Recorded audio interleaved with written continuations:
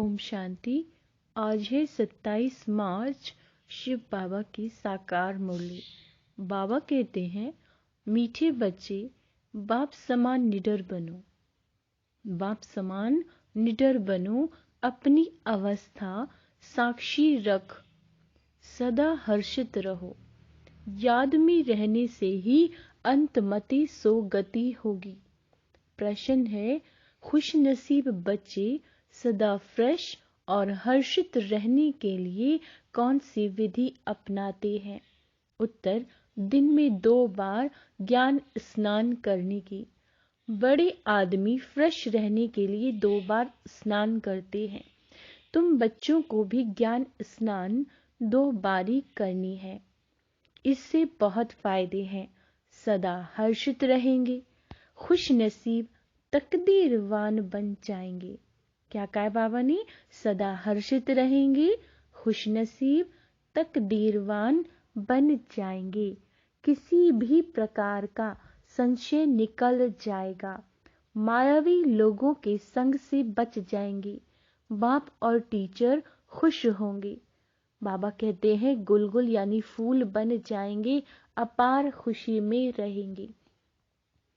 गीत है, जाग सजनिया जाग। ओम शांति। शिव बाबा बच्चों को बैठ समझाते हैं ब्रह्मा मुख से। किसके द्वारा? ब्रह्मा मुख से। यह है गौमुख। बैल मुख नंदी गण है ना। गीत भी सुना। साजन कहते हैं सजनियों को। अब सजनिया सिर्फ फीमेल तो नहीं है, यह फीमेल्स भी सजनिया है। जो भी भक्ति करते हैं, भगवान को याद करते हैं, तो हो गई सजनिया। साजन तो एक है। साधु भी साधना करते हैं भगवान से मिलने के लिए, तो वह भी सजनिया ठहरे। वह एक भगवान कौन है? एक तो कहा जाएगा गॉड फादर को। जैसे वर राजा को आना पड़ता है, जैसे वर राजा को आना पड़ता है वन्नी यानी स्त्री को ले जाने के लिए, यह सब है वन्नियां। साजन को याद करती हैं। बाबा कहते हैं, एक के लिए तो नहीं, सबके लिए आना पड़ेगा। और सभी सजनियां दुखी हैं, कोई ना कोई रोग बीमारी आदि होगी जरूर। तो यह हो गया नरक। स्वर्ग में है सुख, नरक में है दुख। इस समय हम सब हैं नरकवासी सजनिया, अर्थात सब माया रावण की कैद में हैं। बेहद का बाप बेहद की बातें ही समझाएंगे। सारी दुनिया कैद में है, इसको दुखधाम कहा जाता है। धाम अर्थात रहने की जगह। कलयुग में है दुख, सतयुग में है सुख। दैवी संप्रदाय, असुरी संप्रदाय। बाबा कहते हैं, यह है गीता के भगवान शिव के महावाक्य। वह खुद कहते हैं, सजनिया अब नवयुग आया, ये पुरानी दुनिया है। साजन कहते हैं, अब जागो। क्या कहते हैं? अब जागो, अब नया युग सतयुग आता है। गीता से स्वर्ग स्थापन किया था। गीता भारत के देवी देवता धर्म का शास्त्र है। जो देवता धर्म अब प्राय लोप हो गया है। प्राय अर्थात बाकी आटे में नमक जाकर रहा। चित्र है, लेकिन अपने को कोई भी देवता मानते नहीं। ये भूल गए हैं कि सतयुग में देवी देवता धर्म था, जिसको ही स्वर्ग कहा जाता है। जब लक्ष्मी नारायण का राज्य होगा, तब वह ऐसे नहीं कहेंगे कि अब स्वर्ग है। फिर तो यह भी समझे कि ये नरक होगा। यह सब राज हम अभी जानते हैं। 5000 वर्ष पहले स्वर्ग था, अब नरक है। देवी देवता धर्म की टांग टूटी हुई है। यह बातें और कोई गीता सुनाने वाला बता नहीं सके। सर्वशास्त्रमय शिरोमणि गीता। गीता का भगवान ही गीता द्वारा भारत को स्वर्ग बनाते हैं। फिर आधा कल्प वहाँ गीता की दरकार नहीं, वहाँ तो प्रालब्ध है। बाबा खुद कहते हैं, यह ज्ञान प्राय लोप हो जाता है। अभी लोप है ना। हम रोज नई नई बातें सुनते हैं, वह तो 18 अध्याय सुनते आए हैं, उनको नया कौन कहेंगे। पूरे 18 अध्याय लिख दिए हैं।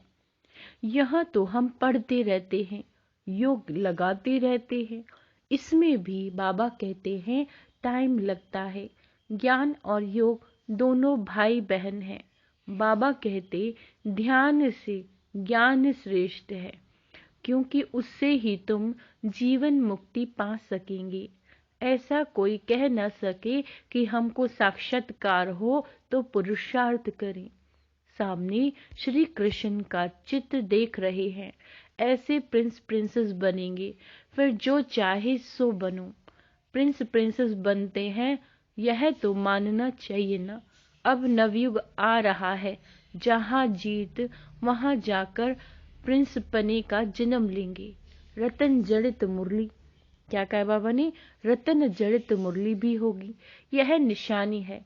श्री कृष्ण को भी मुरली दिखाते हैं, क्योंकि शहजादा है ना। बाकी वहाँ ज्ञान की कोई बात नहीं। ज्ञान का सागर तो एक शिव बाबा है।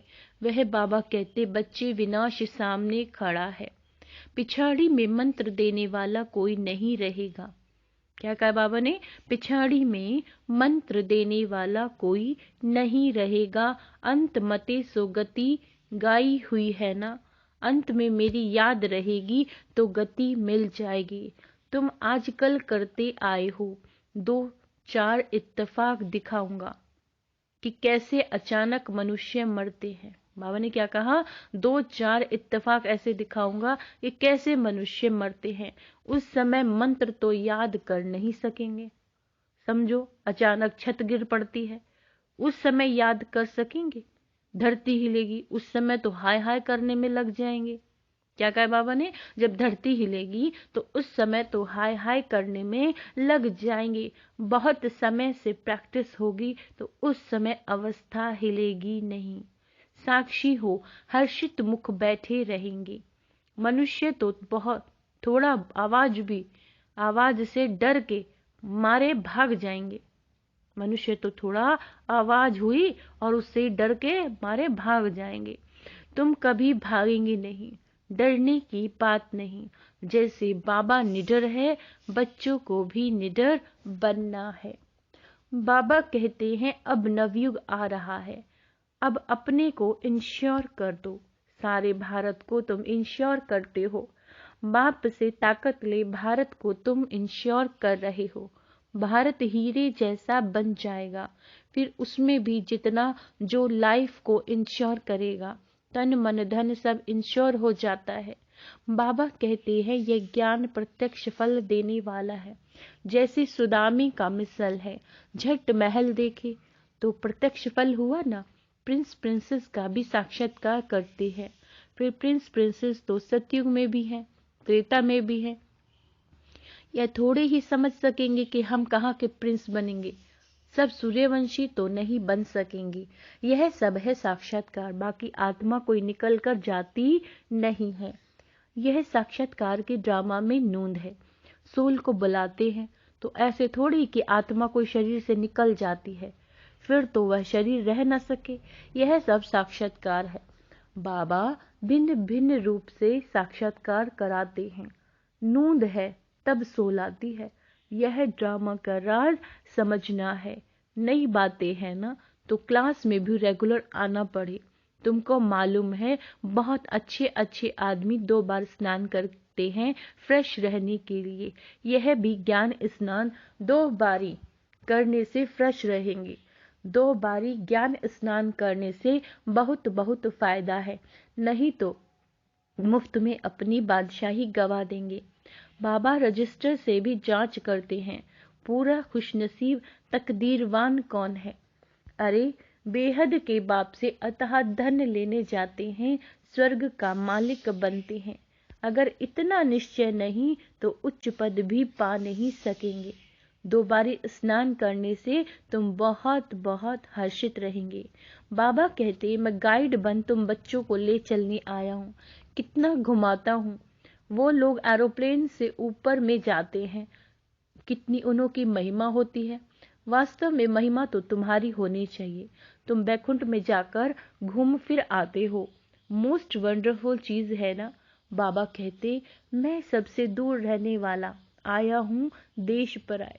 बाबा कहाँ से आया है? परम धाम से, दूर देश से। कहाँ? देश पर आए। वे इसमें सर्वव्यापी की कोई बात नहीं। तुम पैगंबर हो, पैगाम देने वाले हो ना। मैं भेज देता हूँ। यह भी ड्रामा में नूंद है। ड्रामा अनुसार हर एक को अपना पार्ट बजाने आना पड़ता है। फिर मैं भी आया हूँ, आकर पढ़ता हूँ। बाबा कहते हैं, ये तो गीता पाठशाला है। उन सत्संगों में तो तुम जन्म जन्मांतर जाते रहते हो। एक कान से सुना, दूसरे से निकला। एम ऑब्जेक्ट कुछ भी नहीं। अभी तो अंदर में खुशी की तालियां बजती रहती हैं। क्या होती हैं? खुशी की तालियां बजती हैं। स्टूडेंट लाइफ में जो अच्छा पढ़ते हैं उनको तो खुशी रहती है ना। बच्चे के संबंध की भी खुशी रहेगी, टीचर को भी खुशी होगी।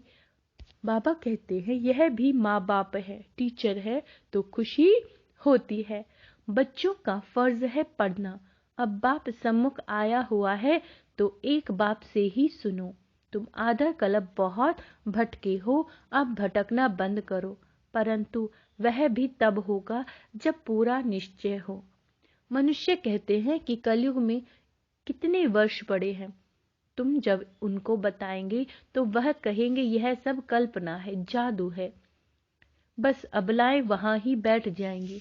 बाबा अपनी तरफ खींचते हैं, मायावी पुरुष फिर अपनी तरफ खींचते हैं, बीच में लटकते रहते हैं।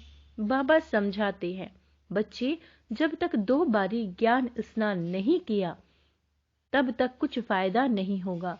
अरे, कोई समय मुरली में ऐसी पॉइंट लगती है जिससे ऐसा तीर लग जाएगा जो तुम्हारा संशय मिट जाएगा, और कोई भी सत्संग में जाने के लिए कभी मना नहीं करते। यहाँ के लिए मना करते हैं। क्यों? क्योंकि यहाँ पवित्र बनने का मुख्य बात है। स्त्री पति दोनों को पवित्र बनना है। यहाँ तो स्त्री पति के पिछाड़ी सती बनती है कि पति लोक में चली जाए। पति नरक में है तो स्त्री भी नरक में आ जाती है। अब तुम दोनों स्वर्ग में जाने के लिए पुरुषार्थ करो। अबलाओं पर कितने अत्याचार होते हैं। बच्चियां कहे हम शादी नहीं करेंगी, वह कहे शादी जरूर करनी है। बाबा कहते, बच्चियां, इस अंतिम जन्म में शादी करने से मोह के जाल बढ़ती जाएगी। पति से होगा मोह, फिर बच्चों से भी मोह होगा, पियर घर से मोह, ससुर घर से मोह। आज बच्चा जन्मा, पार्टियां देंगे, कल बच्चा मर गया तो हाय दोष मचा देंगे। सतयुग में तो तुम बहुत खुश रहेंगे। बाबा समझाते हैं, बच्चे, घर घर को स्वर्ग बनाओ, चित्र रख दो, जो भी आए बोलो स्वर्ग के मालिक बनोगे, आओ हम समझाएं। बाबा बहुत अच्छे अच्छे स्लोगन बताते हैं। 2 बारी ज्ञान स्नान करने से तुम बहुत कुलकुल बन जाएंगे, अपार खुशी में रहेगी। कहा जाता है, ईश्वर की महिमा अपरंपार है, तो तुम्हारी खुशी की महिमा भी अपरंपार हो जाती है। गीता की महिमा भी अपरंपार है। तुम कहेंगे, गीता से हम स्वर्ग के मालिक बन रही हैं। एक परमात्मा के सिवाय कोई ऐसे कहेंगे नहीं कि जाग सजनिया जाग, अब सतयुग आ रहा है। मैं क्षमा तुम्हारी जोत जगाने आया हूं। क्या करने? जोत जगाने। यह दादा भी अभी पुरुषार्थी है। बाबा तुम्हें नए युग के लिए कहानी सुनाते हैं। कितना अच्छा गीत है। यह रास्ता ही नया है। वह लोग कहते शास्त्रों से ही भगवान का रास्ता मिलेगा, और फिर कह देते सब ईश्वर ही ईश्वर है, उसकी ही महिमा है। हम तो दुनिया में आए हैं खुशी मनाने। कुछ भी खाओ पियो मौज करो, आत्मा पर लेप झेप नहीं लगता। अपनी गंदी तृष्णाएं पूरी करने के लिए आत्मा निर्लेप कह देते हैं। ऐसे के संग में कभी फंसना मत। तुम हो हंस। बाबा कहते, तुमको बिल्कुल प्योर बनना है। विकार में जाना तो क्रिमिनल असॉल्ट है। भल मेरी बात कभी नहीं मानो। अभी स्वच्छ नहीं बनेंगे, मददगार नहीं बनेंगे तो धर्मराज द्वारा बहुत सजाएं खानी पड़ेंगी। याद रख लेना, भगवान ने नया संसार दिखाया है। तुम सारे नए संसार के मालिक बनने आए हो, तो अपने दिल से पूछो, हम सौतेले हैं या मौतेले हैं? मातेले। शिव बाबा है दादा, ब्रह्मा है बाबा। क्या बताया? शिव बाबा है दादा और ब्रह्मा है बाबा। हम हैं पौत्र पोत्रिया। यह ईश्वरीय कुटुंब है। दादा याद नहीं पड़ेगा तो वर्षा कैसे लेंगे? इसीलिए दादा को जरूर याद करना है। बाप के सिवाय दादा कैसे होगा? दादा है, तुम पौत्र हो, बीच में बाप जरूर है। पौत्रे का हक है दादे पर, इसलिए कहते तुम दादे से प्रॉपर्टी ले लेना। खुशी की बात है ना। हम शिव भगवान की गीता से भारत की तकदीर हीरे जैसी बना रहे हैं। एक गीता ही हीरे जैसा बनती है, बाकी सब बाबा कहते हैं कौड़ी तुल्य बना देते हैं। भारत की तकदीर को एकदम लकीर लग गई है। अब फिर बाप भारत की तकदीर जगाते हैं। मनुष्य गीता का छोटा लॉकेट बनाकर भी पहनते हैं, परंतु उसके महत्व को कोई नहीं जानते। यहाँ कायदे भी बड़े कड़े हैं। पवित्र ब्राह्मण जरूर बनना पड़े। ठगी से मम्मा बाबा नहीं कहना। सच्चा बनेंगे तब ही नशा चढ़ेगा। हाफ कास्ट को नशा नहीं चढ़ेगा। भगवान भारत के पीछे दीवाना बना है कि हम भारत को फिर हीरे जैसा बनाऊंगा, तो भारत पर आशिक हुआ ना।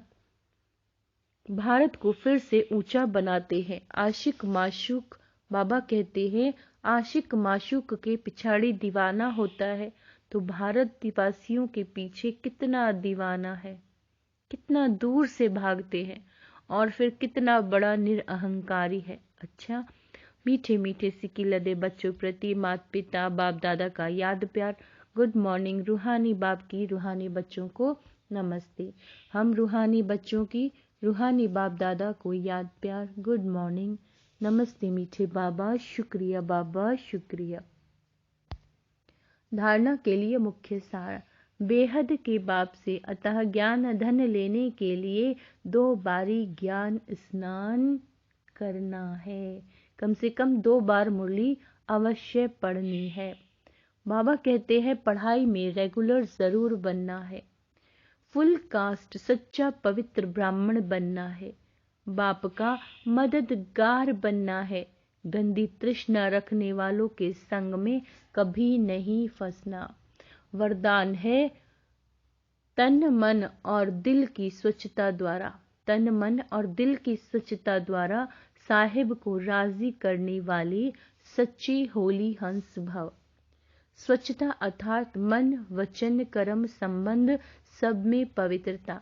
पवित्रता की निशानी सफेद रंग दिखाते हैं। आप होली हंस भी सफेद वस्त्रधारी साफ दिल अर्थात स्वच्छता स्वरूप हो। तन मन और दिल से सदा बेदाग अर्थात स्वच्छ हो। साफ मन व साफ दिल पर साहिब राजी होता है। उनकी सर्व मुरादें अर्थात कामनाएं पूरी होती हैं।